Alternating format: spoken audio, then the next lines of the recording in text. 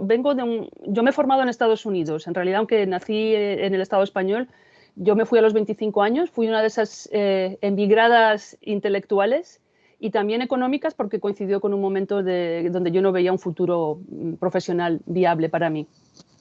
También tengo una trayectoria un poco extraña, porque yo en realidad me dedicaba a la música clásica en el Estado español, y entonces la huida, que en cierta forma fue una huida relacionada también con la salida del armario, la huida a Estados Unidos. Estados Unidos es un país muy problemático, obviamente en estos momentos tremendamente problemático, pero el mundo académico norteamericano es una especie de isla que no por ello está exenta de problemas y de puntos ciegos, ¿no?, que no ve el sistema norteamericano en cuanto a los privilegios que tiene. Y esto es pertinente para lo que voy a hablar hoy sobre un archivo específico de Estados Unidos. Entonces, esa trayectoria me abrió el campo de la posibilidad de estudiar la literatura gay y lesbiana, que en 1990, cuando yo me fui, a mis 25 años, yo no sabía que se podía estudiar, y menos viniendo del mundo de la música como en ese momento. Entonces fue una apertura no solo intelectual, sino emocional tan fuerte que hizo que me quedara en este país. Entonces, en ese sentido, Mary tiene razón que no hay mucho diálogo, curiosa, o sea, sí hay, porque obviamente el mundo académico del Estado español lee ampliamente lo que son las grandes estrellas de la teoría queer, pero curiosamente es verdad que se leen menos a los hispanistas, que nos llaman, a los hispanistas que nos fuimos allí, que hacemos una labor un poco más modesta, ¿no?, que no somos para nada grandes estrellas, que nos dedicamos a hacer nuestra labor, que además tiene una carga pedagógica muy grande. O sea, yo trabajo 10 horas diarias y de esas 10 horas posiblemente 8 se me van solo en enseñanza y en preparación y en cuestiones relacionadas con la universidad, con lo cual no puedo ser muy productiva en cuanto a investigación. Pero también he de decir que es en parte culpa nuestra, de los que estamos de este lado del Atlántico, porque yo publiqué mi primer libro, que fue una elaboración bastante sustanciosa de mi tesis doctoral, el Queer Transitions and Spanish Culture. Lo escribí como tesis doctoral, empezó como una tesis doctoral y tiene también que ver con el tema del que estoy hablando hoy, porque una de las cartas que os he dado hoy fue el detonante de escribir ese libro. Una de las cartas de Armand de Fluviat a Robert Roth, que todavía se me pone el pelo de punta cuando pienso en ese momento en el archivo, ¿no? Bueno, entonces, a ver si se me da esto bien, porque voy a intentar compartir. A ver qué veo yo por aquí. Voy a empezar.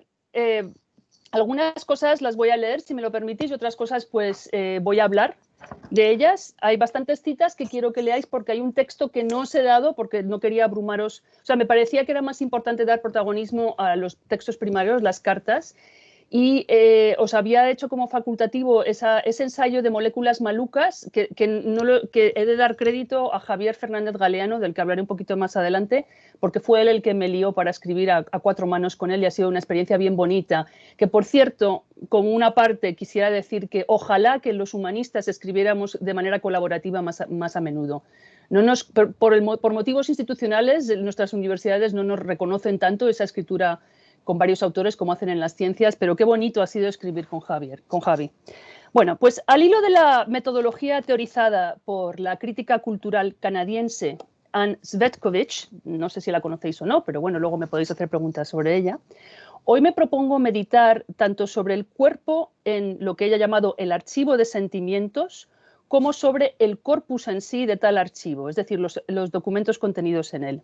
Y al hablar del cuerpo en el archivo, me refiero, por un lado, a la manera en que ciertos cuerpos ausentes, nuestros muertos del SIDA, por ejemplo, o los cuerpos jóvenes de nuestros militantes, ahora ya ancianos, que lucharon en los años 70 en la clandestinidad, jugándose la vida para que nuestras actuales vidas transmaricabollo puedan ser vividas y nuestros cuerpos reconocidos como humanos, o los cuerpos desnudos anónimos de hombres posando en fotografías pornográficas gays. Cuerpos que se materializan, se encarnan, para usar una de las acertadas traducciones que la profesora Mary Torras propone para el barbarismo inglés embodiment, cuerpos que se encarnan, digo, en los documentos efímeros del archivo queer. Pero por otro lado, también quiero problematizar el cuerpo de la propia investigadora en ese archivo, mi cuerpo y otros cuerpos de investigadoras queer, cuerpos que, queramos o no, dejan rastros a menudo invisibles en estos archivos que visitamos, que estudiamos, cuyos artefactos documentos, cartas mecanografiadas o escritas a mano, tarjetas postales, tarjetas de visita, servilletas de un pub cualquiera con un nombre y un teléfono garabateado a la carrera, fotos, etcétera. Materiales, digo, que rozamos con las yemas de los dedos, midiendo la presión del bolígrafo del que escribió la carta. ¿Mayor pasión a mayor presión? Nos preguntamos cuando estamos mirando estas cartas. Materiales que tocamos, que manoseamos, que provocan deseo, contenidos del archivo que sirven para materializar o encarnar afectos y para despertar emociones en la investigadora. Se tratará tan solo de unas meditaciones preliminares, como os he dicho, que están todavía sin organizar y que apenas van hilvanadas, mientras que con vuestra ayuda espero poco a poco armar el tejido que compone nuestro archivo de sentimientos. Quiero apuntar que cada vez que he usado el pronombre posesivo de primera persona plural, el nuestro, el nosotros, en lo que acabo de decir, lo he entrecomillado porque no es mi intención apropiarme de vidas y sentimientos pasados que yo no he vivido, pero sí quiero invitarnos hoy a que toquemos ese pasado, insistiendo en la tactilidad de los materiales del archivo y la manera en que ese contacto encarna, en el sentido de embodiments, embodies, afectos y genera sentimientos también en la persona que tiempo después se pone en contacto con estos archivos. Y al hablar de tocar el pasado, aludo aquí a la metáfora táctil tan evocadora propuesta por Carolyn Dinshaw en Getting, y perdón porque creo que tengo aquí, sí, una de las citas. Carolyn Dinshaw en Getting Medieval, Sexualities and Communities Pre- and Postmodern. Guardando las distancias históricas entre su proyecto y el mío, porque ella identifica comunidades sexogenéricas disidentes en el medioevo anglosajón, o sea, está realmente intentando tocar un pasado muy lejano, mientras que yo estoy hablando de un pasado muy cercano, un pasado que varias de nosotras seguro que lo hemos vivido. O sea, salvando esas distancias, persigo aquí lo que ella denomina un impulso histórico queer. En inglés es a queer historical impulse. Un impulso histórico queer que toca el pasado desde el presente, es decir, un impulso que la lleva a ella y a mí, en este caso, a establecer conexiones a través del tiempo entre vidas, textos y otros fenómenos culturales marginados de otro tiempo y los actuales. Se trata, en palabras de Dinshaw, de construir historias queer que están constituidas por relaciones afectivas a través del tiempo. Claro, no voy a abundar mucho en el trabajo de Carolyn Dinshaw, perdonar que lo tenga en inglés, yo no sé si está traducido al castellano, eso es parte del problema que tenemos de comunicación, pero sí es básicamente de estas citas es lo que acabo de citar de ella, ¿no? Lo que ella es, digamos, la persona, la intelectual que inicia dentro de los estudios queer lo que se ha llamado estudios afectivos queer, ¿no? Donde se está hablando de las emociones y los afectos. Y la otra pensadora de la que voy a hablar mucho ahora, porque vamos a leer varias de sus citas y me gustaría que normalmente en una charla no pondría todas las citas, pero como esto se trata de un seminario, una asignatura, me gustaría que las tuvierais ahí, puesto que no las he dado para leer. Entonces, Carolyn Dinshaw, yo no sé, Mary, perdona que te pregunte, pero ¿se lee en España o no se está leyendo en el mundo académico? A Carolyn Dinshaw. Que yo sepa, no, pero claro, no. Por ejemplo, seguro que Rafael la lee por queer y por medieval. Sí. Pero, digamos, ya sabes que Rafael es una excepción en esas. Digo Rafael porque ya le conocen, que lo tuvimos aquí. Sí, le conozco bien, sí. Pero estoy convencida que desde la disciplina de la historia raramente se debe leer. Y traducida diría que no está, ¿eh? Pues es una pena porque realmente su libro es fundacional, como veréis, desde 1999. Es una persona, además, que como Anne Svetkovich está trabajando mucho la materialidad del archivo, la manera en que los archivos no son solamente un concepto o una fuente de información, sino también un espacio material. Y los archivos queer son específicamente desordenados, como ahora veremos, ¿no? Bueno, pues entonces, antes de que pasemos a comentar juntos los textos primarios que he compartido, como digo, lo que voy a dar hoy aquí es, digamos, el marco teórico y algunas anécdotas o ideas que nos pueden ayudar a ilustrar, ¿no? Pero luego me gustaría que habláramos de los textos primarios todos juntos. Entonces, antes de pasar a eso, voy a definir lo que Cvetković llama un archivo de sentimientos por medio de 4 citas de esta autora que ilustran perfectamente lo que es el archivo del que voy a hablar hoy, que no lo he dicho, que es la colección de los papeles del activista gay norteamericano Robert Roth, amigo de Armand de Fluvia, que están archivados en la colección de la sexualidad humana de la Universidad de Cornell.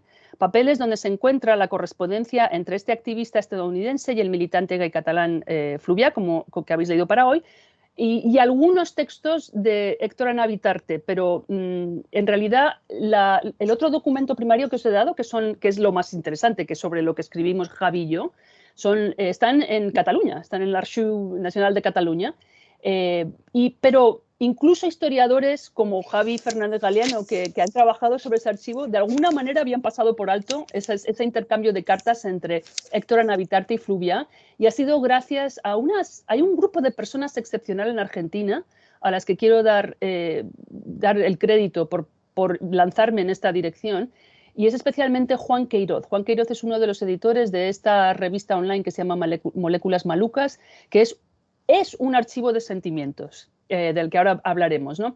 Y es él el que descubrió estas cartas que habéis leído para hoy, las que son entre el activista argentino y el activista catalán, y gracias a él, ya que lo ha digitalizado todo, ahora tenemos acceso a ellos. Y también gracias a los activistas, por cierto, porque nos dieron permiso. O sea, estas cartas están puestas en un archivo público digital gracias a que tanto Héctor Anabitarte como Armand de Fluvia leyeron todo, también nos dieron el aprobado a nuestro texto y corrigieron algunas cosas porque teníamos, y este es el privilegio de poder hacer historia sobre gente que todavía vive, ¿no? Porque te pueden corregir la memoria, bueno, con su memoria. Eso es otro tema, el tema de la memoria es para otro momento. Ok, vamos a hablar de estas 4 citas. Perdonadme que lea 4 citas largas, pero como no habéis tenido la oportunidad de mirar esto porque no era uno de los textos que os di, pues lo voy a decir. Para Hans Cvetković, un archivo de sentimientos es una exploración de los textos culturales y este sería el método de ella. Es explorar los textos culturales, no solo los del archivo, sino también, por ejemplo, novelas, etcétera, como depositarios de sentimientos y emociones que están codificados no solo en el contexto de los textos, sino en las prácticas que rodean a su producción y su recepción. El foco puesto en el trauma, ella en su libro se enfoca mucho en el trauma de las comunidades lesbianas. En este caso yo me voy a enfocar más en el trauma de la persecución. O sea, mi trauma, cuando hablo de trauma hoy, me estoy centrando en la persecución que sufrieron los militantes del movimiento de liberación homosexual de los años 70, tanto en España como en Argentina, pero también del trauma de la muerte por el SIDA de muchos de estos activistas, ¿no? Para ella, el foco puesto en el trauma sirve como un punto de entrada a un vasto archivo de sentimientos, las muchas formas del amor, la rabia, la intimidad, la pena, la vergüenza, entre otras cosas que forman parte de la vitalidad de estas culturas queer. Y por cierto, estas traducciones son lo conocéis muy bien seguramente, a Javier Sáez, el activista, y Bellaterra ha publicado la traducción de Hans Cvetković, ¿no? Otra de las citas en las que me quiero centrar: el archivo del trauma incorpora recuerdos personales que pueden registrarse como testimonios orales o en vídeo. En esta colección de Robert Roth no hay vídeos ni testimonios orales, pero en la colección de la sexualidad de Cornell sí que las hay. En autobiografías, cartas, diarios, etc. La memoria del trauma está engarzada no solo en la narración, sino también en los artefactos materiales que pueden abarcar desde fotografías hasta objetos cuya relación con el trauma puede parecer arbitraria si no fuera por el hecho de que están investidos de un valor emocional e incluso sentimental.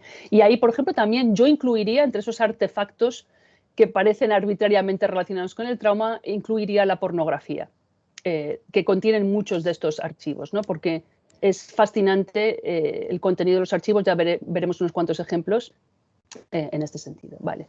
La tercera cita que quiero que pensemos, ¿no? Debido a sus archivos poco ortodoxos, el trauma se asemeja a las culturas gays. Ella primero habla, como investigadora judía, habla también del trauma del Holocausto, obviamente, y los traumas raciales en Estados Unidos. Pero entonces, comparando al trauma con los archivos del trauma con los archivos gays y lesbianas, dice que se parecen porque han tenido que luchar para conservar sus historias ante la negligencia institucional, junto con historias borradas e invisibles. Los archivos gays y lesbianos han sido creados gracias al esfuerzo de activistas de base. Quiero parar aquí un momento porque lo que es importante apuntar es que una actividad como simplemente guardar materiales es un acto de militancia. Y es un acto de militancia que yo no quiero caer en la nostalgia, porque bajo ningún concepto quiero ni idealizar el pasado, ni caer en la nostalgia en estos momentos, pero sí queda un poquito me da un poco de pena de saber, o me preocupa saber qué va a pasar con nuestros archivos digitales cuando nosotros nos comunicamos por mail, por correo electrónico. ¿Qué pasa con esas comunicaciones? Yo las guardo, las guardo electrónicamente, pero tengo la obsesión de imprimirlas, ¿no? O sea, si yo me he comunicado con gente que luego va a resultar muy importante para mí emocionalmente y también profesionalmente, me gusta guardar esas comunicaciones, ¿no? Entonces, ese esfuerzo de archivar es un esfuerzo de militancia. Quiero pasar a la parte donde dice creadas en torno a la sexualidad y la intimidad y por lo tanto a formas de privacidad e invisibilidad que son a la vez elegidas y forzadas, las culturas gays y lesbianas suelen dejar huellas efímeras e inusuales. En ausencia de documentación institucionalizada o como oposición a las historias oficiales, la memoria se convierte en un valioso recurso histórico y colecciones de objetos efímeras y personales permanecen junto a los documentos de la cultura dominante con el fin de ofrecer modos alternativos de conocimiento. Obviamente, el archivo del que voy a hablar ya está institucionalizado, así como el archivo que guarda todos los materiales de las cartas entre Armand de Fluvia y Héctor Anavitarte. Ya se han institucionalizado, pero ¿cuántos materiales habremos perdido antes de que se institucionalizaran? Y eso es una gran angustia. Ya que estoy hablando de afectos y de sentimientos, a mí me da una gran angustia pensar en todo lo que se ha perdido. No solo vidas, sino materiales que reflejan esas vidas. A ver si sé hacer esto, porque ahora no se me va. Ah, ahí está. Vale. Y creo que esta es la última cita que tengo de Ernst Betkovich, que como digo, quiero que la tengáis de fondo. A ver, porque estoy teniendo... A ver. Al insistir en el valor de materiales aparentemente marginales o efímeros, las coleccionistas de archivos gays y lesbianos entienden que los afectos asociados con la nostalgia, la memoria personal, la fantasía y el trauma hacen que un documento sea significativo. El archivo de los sentimientos es material e inmaterial, incorpora objetos que normalmente no se considerarían de archivo y al mismo tiempo se resisten a ser documentados porque el sexo y los sentimientos son demasiado personales o efímeros para dejar registros. Perdonad, porque estoy aquí. Ok. Perdonad que me he perdido aquí en la lectura y tengo una cosa en la pantalla que me está evitando leer ahí.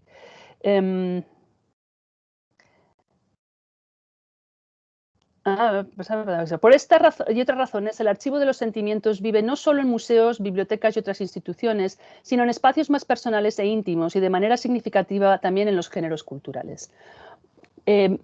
Gracias por vuestra paciencia con mis problemas técnicos. Bien, como digo, aquí hay un profundo, no voy a leer esta cita, pero la tenéis ahí de fondo. Parte de lo que me interesa en estas meditaciones es pensar entonces no solo el poder afectivo que hay dentro del archivo de la sexualidad de la vida gay lesbiana, como dice ella, sino también la relación afectiva de la persona que se acerca al archivo y de la persona que ha guardado el archivo, ¿no? No es fácil, digamos, dar nombre a esos afectos, a esas emociones. Y sin embargo, puesto que este es un seminario sobre el cuerpo, se incorporan, se sienten, se hacen epidérmicos, por decirlo de alguna manera, un contacto epidérmico que tal vez en nuestro mundo digital, y especialmente ahora con el COVID, donde no se nos podemos tocar, básicamente estamos perdiendo. Bien. También, aunque no voy a leer en gran detalle, sé que Gracia Trujillo también va a ser una de las conferenciantes en esta serie, creo, al final de ella, y quiero darle también crédito, dar constancia de que otros investigadores del Estado español, como Gracia, han seguido los pasos de que yo en el estudio del archivo de los sentimientos LGTB. Y como veréis aquí, ella nos anima a que recuperar las memorias políticas y culturales de las disidencias sexuales y genéricas no es solo una cuestión de justicia histórica, en el sentido de que contribuye a combatir las tradicionales invisibilidades y silencios en relación con determinados grupos sociales, sino que también es una fuente de empoderamiento colectivo. Y ahí voy a ese nosotros que me he permitido, o el nuestro, que me he permitido utilizar al principio de esta presentación. Este tocar el pasado es una forma de hacer nuestro ese pasado, aunque lo distorsionemos a veces, no podemos idealizar esa idea, ¿no? Y en este sentido creo que el trabajo de Gracia, que por cierto ha reproducido también en Moléculas Malucas 40 años después, podéis tener acceso a él en esa página web abiertas, ¿no? Y de las citas que he puesto aquí de Gracia Trujillo, me gustaría resaltar la última, ¿no? Porque yo estoy de acuerdo con ella, que es la idea de que a mí me gusta pensar en los archivos como algo vivo, algo que, como ya señaló Stuart Hall, contradice la fantasía de lo completo. Los archivos no son o no pueden ser simplemente colecciones históricas inertes, sino que mantienen una relación dialógica activa con las preguntas que desde el presente le hacemos al pasado. Y esas preguntas, tal vez, si pudiéramos entre todos pensar, ¿cuáles son esas preguntas que le estamos realizando a estos archivos del pasado? ¿Qué es? Porque es en nuestra forma de preguntar donde no revelamos la verdad del pasado, sino que revelamos la verdad del presente. Y revelamos la verdad, la materialidad también de nuestra relación afectiva con ese pasado. Y por eso, como dice Gracia Trujillo, es tan importante que garanticemos el acceso a las fuentes que estén disponibles y que sigamos con las preguntas. Bien, voy a hablar un poquito entonces ahora del archivo en sí, que va a ser mi enfoque de hoy muy básico, porque una de las cuestiones que vosotros tenéis algunos de los materiales de los archivos, ¿no? Pero quiero hablar de este archivo en concreto porque, aunque ha habido ya bastante información sobre él, de hecho, el otro artículo que os he recomendado es el de Santiago Insausti y Javier Fernández Galeano sobre las redes transnacionales que emergen de este archivo. Es un archivo fascinante, ojalá que podáis ir. Si alguna vez hay becas de investigación para tener acceso a todo este archivo de las colecciones de la sexualidad humana de Cornell. Bueno, Robert Roth fue un estudiante, perdón un momento.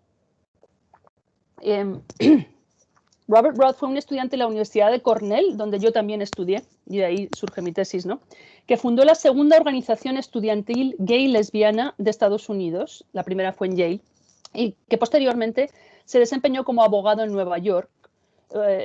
Murió, de hecho, su trabajo como abogado tuvo una cierta importancia, eran simplemente disputas disputas relacionadas con alquileres y entre inquilinos y dueños, pero defendió a muchas personas que, por ejemplo, les habían desalojado por su clase social, por su raza o por ser gays y lesbianas, ¿no?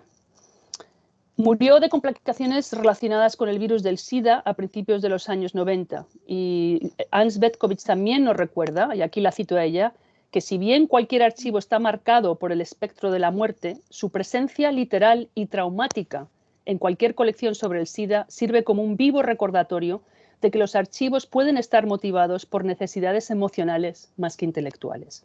Creo que esto es bien importante en cuanto a la historia del movimiento LGTBQ, porque estos archivos efímeros empiezan, muchos de ellos antes, por supuesto, pero es con la crisis del SIDA y el HIV que realmente se empieza a tener una urgencia por recoger todos estos materiales. Sus papeles, los de Robert Roth, son un verdadero archivo de sentimientos, pero especialmente la copiosa correspondencia con militantes gays nos proporciona una documentación muy valiosa, no solo de cómo se fueron desarrollando las redes transnacionales de cooperación entre militantes gay del Estado español y de diversos países latinoamericanos, sino también del poderoso papel que siempre ha jugado tanto el trauma de la persecución sufrida por gays y lesbianas, encarcelaciones, terapias de aversión, torturas, específicamente en Argentina, ¿no? Las torturas, como el poder que ha tenido el deseo entre los cuerpos queer en la construcción de dicha militancia.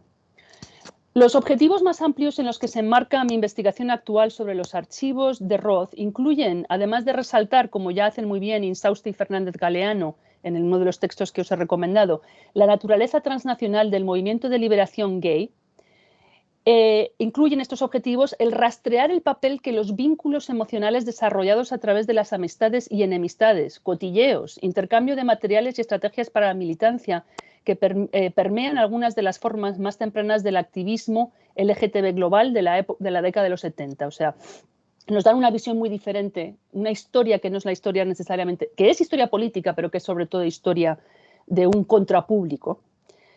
Entonces, al centrarme en los materiales contenidos en el archivo de Roth y mi experiencia física y afectiva de rebuscar en ellos claves para entender el pasado de represión franquista de los gays y lesbianas y también descubrir esas conexiones laterales transnacionales de las que voy a hablar ahora entre activistas hispanos de habla hispana, una experiencia fundacional que en mi formación intelectual pues, fue en ese archivo donde encontré en 1993 el germen de mi tesis doctoral, una de las primeras cartas que Fluvià envió a Roth, donde decía que por favor borraran su nombre de la lista internacional que Roth hacía. Quiero dejar claro que no intento para nada presentar una visión de Roth u otros activistas norteamericanos post-Stonewall como los protagonistas o líderes de las redes transnacionales de militancia que llevaron al movimiento de liberación homosexual a florecer. Nada más lejos de mi intención, especialmente porque conviene recordar aquí que el grupo Nuestro Mundo, fundado por Héctor Anavitarte, uno de los corresponsales que habéis leído, en 1963, bastante antes de las revueltas de Stonewall, fue el primer grupo de reivindicación de los derechos de los homosexuales en el mundo de habla hispana. Pero sí me interesa rastrear cómo las conexiones afectivas entre españoles y activistas de otros países, o catalanes y activistas de otros países, amistades desarrolladas por correspondencia, amantes, turistas sexuales o aliados y enemigos políticos, especialmente del ahora llamado Sur Global, entonces eran los países en desarrollo, entre los que se incluía la España de Francisco Franco, ayudó a perfilar la agenda del movimiento de liberación homosexual español.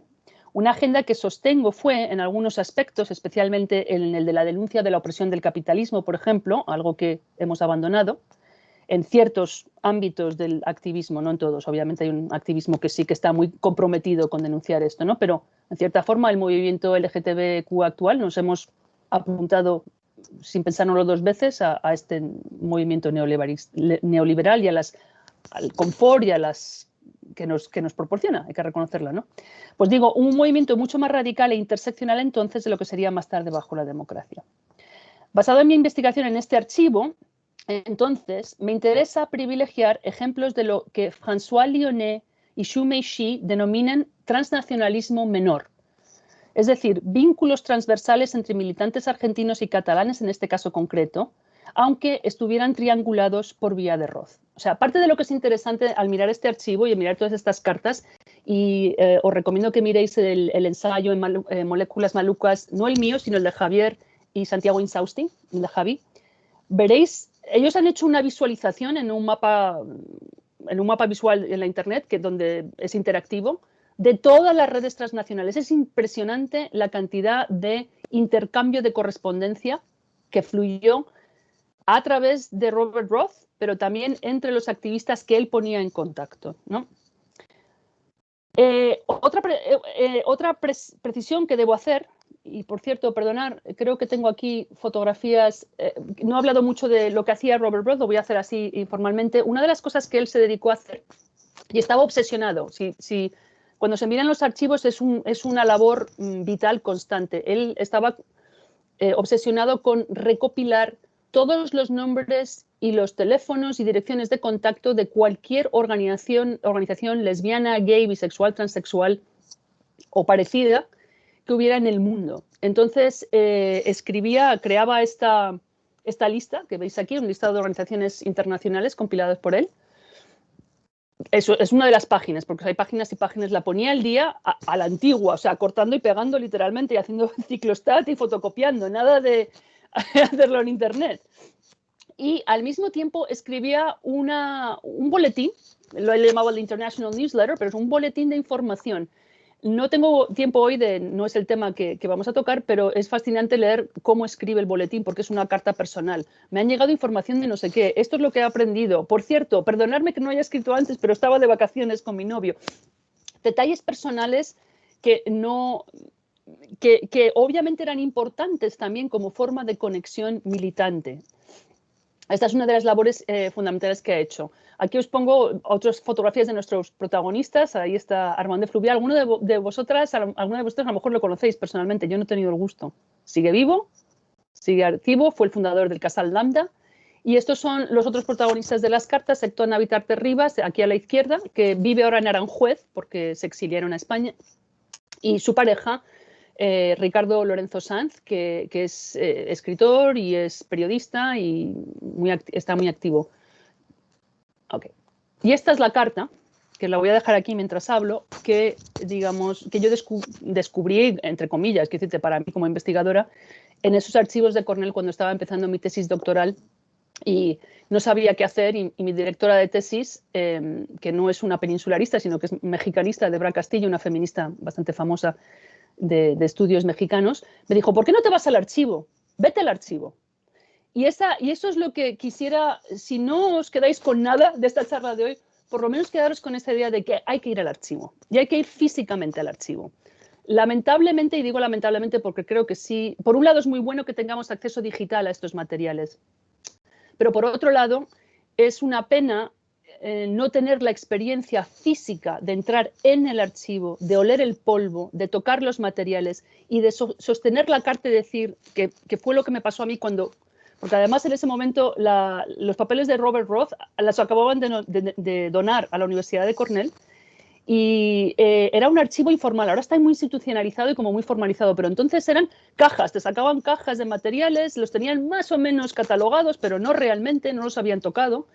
Y poder abrir estas cartas y cogerlo con la mano y olerla y pensar, esto ha estado en manos de un activista cuando yo tenía apenas 8 años y que en ese momento estaba siendo perseguido por el régimen franquista, esa conexión emocional, literal, corporal con el pasado, creo que es una experiencia que no deberíais de perder.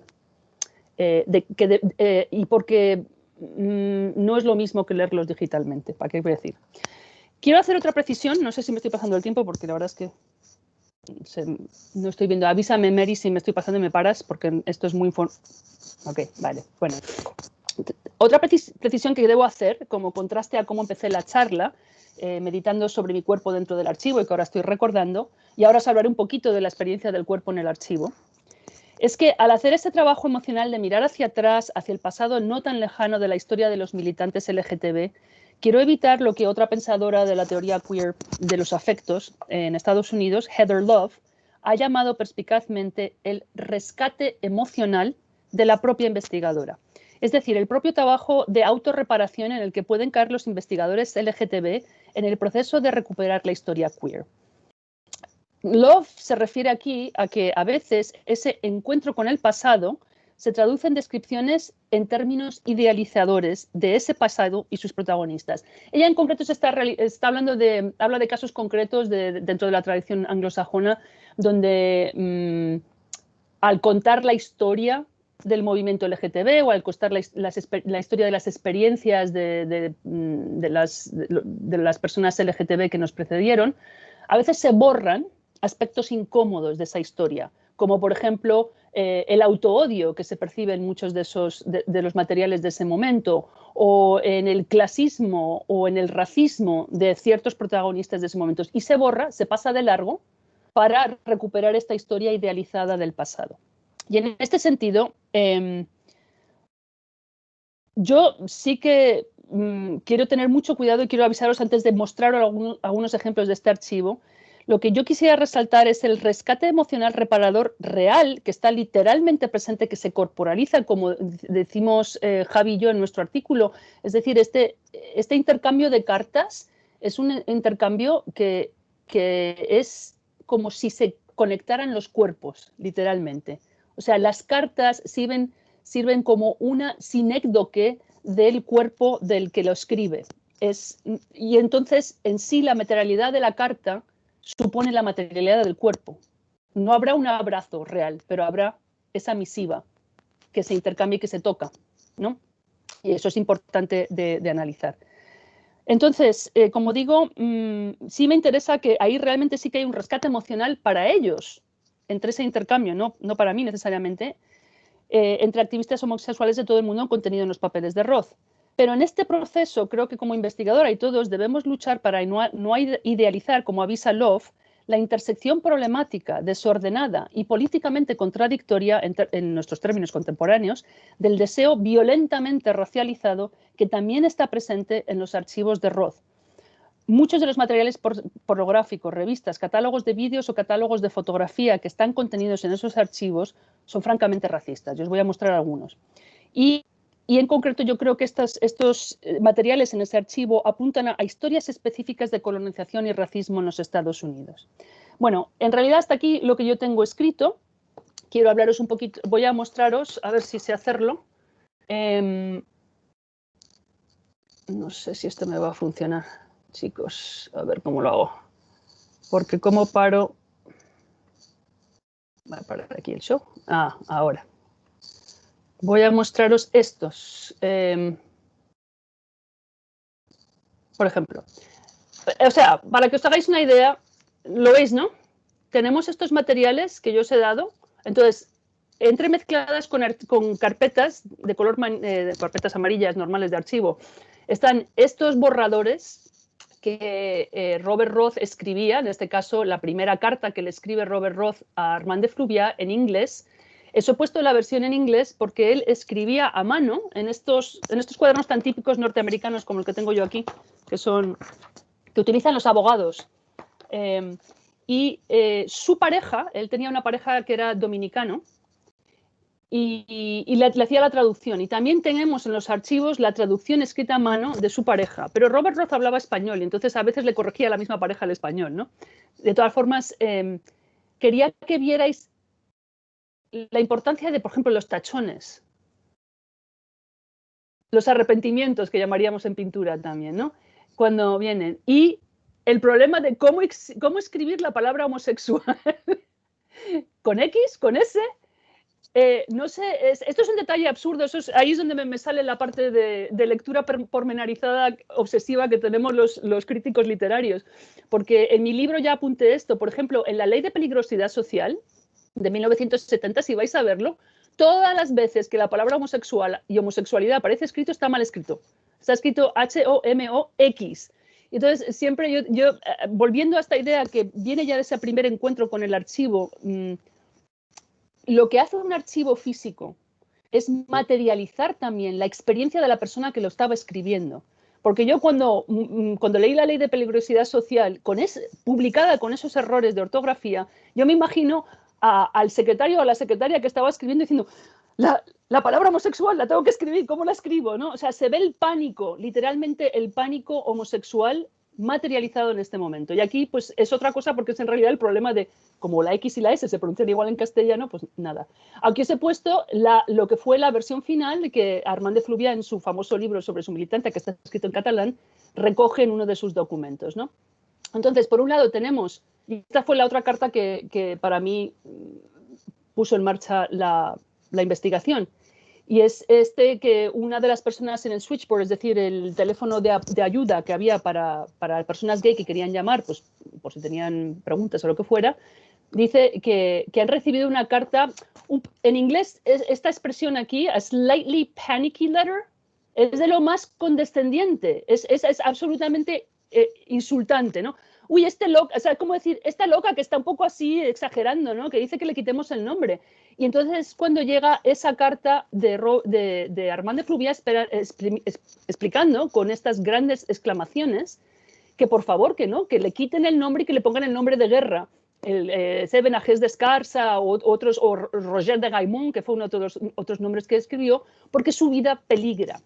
Y es en esta tensión entre los privilegios de los hombres gay norteamericanos que en ese momento viven en una democracia y que además muchos de ellos son de clase media alta, son blancos, y la tensión real de los activistas como Armand de Fluviat o como Héctor Anabitarte, que literalmente se estaban jugando la vida, ¿no? Bueno, pues tenemos eso, pero en ese mismo artículo tenemos cosas como, por ejemplo, una carta de una lesbiana, etcétera, pero hay esto.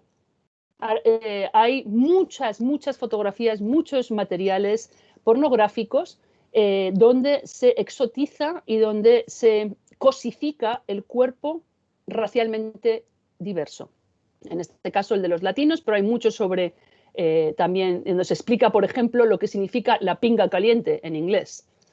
No, pinga es don, es decir, es la polla, y hay una serie de escenas de materiales como estos. Entonces, ¿qué hacer también, por ejemplo, están mezclados ahí, pues la primera versión, esta es una versión de la más antigua, de la primera guía de viajes para hombres gays, ¿no? Donde se da. Entonces, en estos archivos tenemos, como digo, esta mezcla constante entre, son lo que dice Anne Svetkovich, un archivo constante de queer, un archivo de sentimientos queer, donde lo mismo se mezcla el proyecto político serio, como es la recopilación y la puesta en contacto de organizaciones activistas a lo largo de todo el mundo, con la utilización de esas redes de contacto como unas redes de deseo y de conexión personal sexual. Porque si al leer muchos de los materiales que no tienen nada que ver con España en muchos casos, pero también incluso las cartas de Fluvia, perdón, esta está al revés, no me había dado cuenta, pero a mí me interesa también una de esas cartas donde este concreto, donde Armand de Fluvia, o sea, pasamos de la conversación completamente política a la conversación personalizada. Estoy muy interesado, no sé si lo veis aquí, en seguir en contacto contigo y en que me envíes información. He oído que los doctores Socarides y Rubén han protestado ante la EPA, o sea, la Asociación de Psicólogos Americana, por haber sacado la homosexualidad de entre las enfermedades mentales. ¿Qué pasará? Hasta ahí la cuestión política. Y ahora, háblame también de ti. ¿Qué haces? ¿Qué aficiones tienes? ¿Estás casado? ¿Cómo eres? Entonces, creo que no podemos olvidar que el ímpetu del movimiento, de la militancia LGTB, en estos primeros momentos, es también un ímpetu de deseo, es un ímpetu marcado por el deseo. Y lo que quiero hacer es que yo no estoy criticando para nada, ni muchísimo menos, espero que entendáis, la pornografía, para nada, al contrario, esto es exactamente lo que me interesa resaltar, que el deseo, incluso un deseo pornográfico problematizado, es parte de esta historia nuestra que tenemos que revisitar y no idealizar. Por un lado, quiero que pensemos en estos movimientos también como movimientos sexopositivos, donde el sexo se celebraba, donde no se pedía perdón por este sexo, pero que al mismo tiempo están atravesados a menudo y también, y por eso quería, por ejemplo, enseñaros esta postal, es una postal perdón, que le manda un famosísimo activista brasileño de los primeros momentos, que es João Antonio Mascarenhas. Le escribe a Bob y le dice, Bob es Robert Roth, le dice que está pasando unos días espléndidos en Paraguay, pero no hay ningunos bares aquí, pero los chicos jóvenes están muy disponibles, they're easily available. ¿No? O sea que también hay un turismo sexual que ya se ve. En Asunción hace mucho calor, es pequeña y es pobre y sin ningún tipo de interés, le está diciendo. Mañana voy a ir a Bolivia, de ahí a Perú, Ecuador, Colombia y de vuelta a Brasil, etcétera. Pero me interesa este comentario absolutamente colonial, incluso de una persona que transversalmente estaba en el sur global, o sea, un brasileño hablando muy negativamente a un norteamericano, muy, muy despectivamente, de lo pobre, de lo caliente que es, y de lo poco interesante que es Asunción en Paraguay, pero de lo disponibles que están los chicos. Obviamente aquí lo que se obvia es la explotación de tipo económico, que el turista gay de un país más privilegiado y de una clase más privilegiada y de una clase blanca puede permitirse el lujo de hacer en un país más tercermundista en ese momento, ¿no? Por eso, en la recuperación del archivo, en el cuerpo en el archivo, quiero enfatizar que nunca podemos caer en la idealización, como dice Heather Love, pero que al mismo tiempo también tenemos que reconocer nuestra relación epidérmica con él. Y voy a terminar con una anécdota. Lamentablemente, yo creo que precisamente por mi fuerte respuesta emocional a lo que os voy a contar ahora, no tuve la presencia o el momento de hacer fotografía de esta carta de las que voy a hablar. Y en parte porque estaba enfocándome sobre todo en España y Argentina. Pero había una carta entre las muchas que recibía Robert Roth de un chaval, un chico joven colombiano, que le escribe 2 cartas. Y la primera, y esto ya es al final, cuando Robert Roth ya está enfermo de SIDA, está buscando obsesivamente curas para el SIDA, algunas alternativas que no le sirvieron de nada al pobre. Y cuando vas leyendo los archivos cronológicamente te vas viendo el final de su vida, que es muy impactante. Cuando ves la manera en que él está intentando archivar su vida, sigue intentando mantener todos estos documentos, pero al mismo tiempo no puede, y no puede contestar a las cartas con la celeridad que él quiere. Recibe una carta de un chico colombiano que le dice: me siento muy solo, nadie me entiende, estoy desesperado, estoy pensando en quitarme la vida. Por favor, contestarme cuanto antes. Todavía se me saltan las lágrimas, porque cuando estás viendo la carta y viendo el impacto de ese momento, y Robert Dodd no le contesta, porque no puede, porque se está muriendo. Y entonces el chico vuelve a escribir y le dice: por favor, ya no puedo más, me voy a quitar la vida. Lo siento, adiós. Y no sabes qué ha pasado con ese chico, no sabes si porque Robert Dodd se lo manda a otro tercer activista y le dice: por favor, haz algo por él, ¿no? Y no sabes, te quedas en ese momento que no sabes qué le ha pasado a ese chico. Estos archivos son incompletos. ¿Quiénes son estas personas? ¿Podemos rastrearles o no podemos rastrearles? Algo que, por ejemplo, desde el proyecto de Moléculas Malucas ha intentado hacer Queiroz, ¿no? Recuperar a estas personas, saber quiénes son, rastrearles, ¿no? Y yo estaba en ese momento leyendo esas cartas y se me estaban cayendo las lágrimas, literalmente en el archivo, rodeada de otras personas que estaban haciendo investigación. Y en ese momento me dije a mí misma: ahora entiendo verdaderamente lo que es el archivo de sentimientos al que se refiere Ants Betkovich. Levanto la cara y en ese momento entra Ants Betkovich por el archivo. Entraba y por el momento, si una creyera en la magia, diría: es increíble que nos hayamos encontrado. Pero bueno, termino con esta anécdota porque para mí fue una experiencia epidérmica. Os doy muchas gracias por la paciencia en escucharme